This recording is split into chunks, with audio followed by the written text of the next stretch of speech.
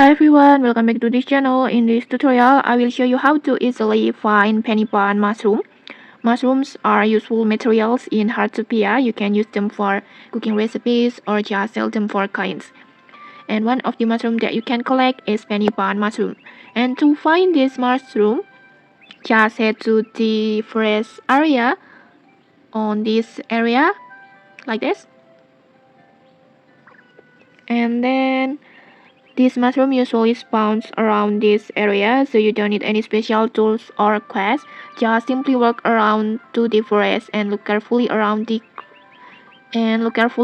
ground. Just keep roaming the area until you spot it. Like for example, like this mushroom, and then just simply tap on this pick up icon, this one, like this, and then next just walk around again like this.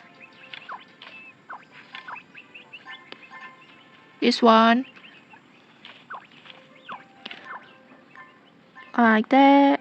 And okay, that's it. That's how you can easily find penny bun mushroom in Heartopia. If this helped you, don't forget to like, comment, and subscribe for more tutorials. Thanks for watching and see you.